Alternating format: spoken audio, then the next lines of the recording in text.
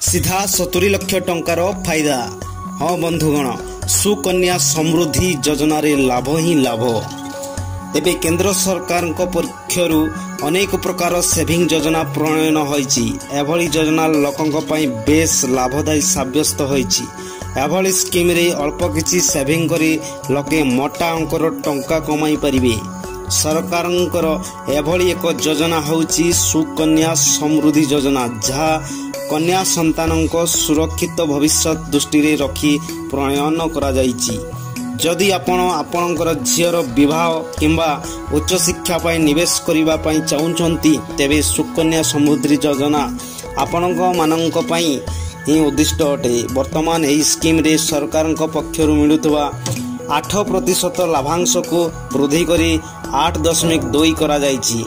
एही स्कीम रे आपण 10 वर्ष पर्यंत झीर नाम रे बैंक रे एक अकाउंट खोली टंका जमा करि परिबे।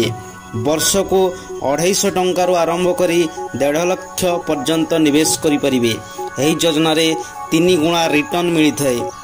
एही योजना रे निवेश कले आपण को टैक्स धारा 80C आधार रे सामान्य आश्वस्ति मिलिबो।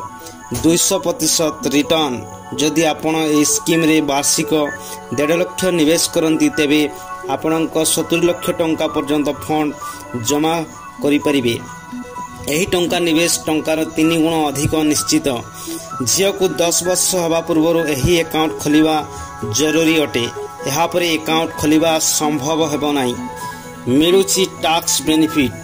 हाँ बंधु, सुकन्या समृद्धि स्कीम एक टैक्स फ्री स्कीम। एथिरे 3टी पृथक टैक्स बेनिफिट मिलिथाय।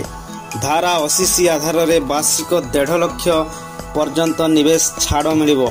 यहाँ पर रिटर्न टैक्स बेनिफिट मध्य मिलिथाय। शेष रे मैच्योरिटी समय रे मध्य एक बेनिफिट मिलिथाय। तेबे सुकन्या समृद्धि योजनार टंका उठाइबार नियम गुड़िक हला। एही योजना रे लॉक इन अवधि 21 वर्ष जाए रही। यार अर्थ 21 वर्ष पर निवेश अर्थर मैच्योरिटी हेबो। यह छड़ा मैच्योरिटी पूर्व आपण टंका काढ़ी परिबे नाही। तेबे अवधि पूर्व आपण टंका उठेले आपण को बहु क्षति सहबा पई पड़िबो। तेबे अकाउंट धारक अकाल मृत्यु क्षेत्र रे मध्य टंका उठाई हेबो। एही स्कीम रे केवल 15 वर्ष पर्यंत टंका जमा करा जाई थाए। यहाँ पर झील को 21 वर्ष हेबा परे टंकार मैच्योरिटी मिलिथाए।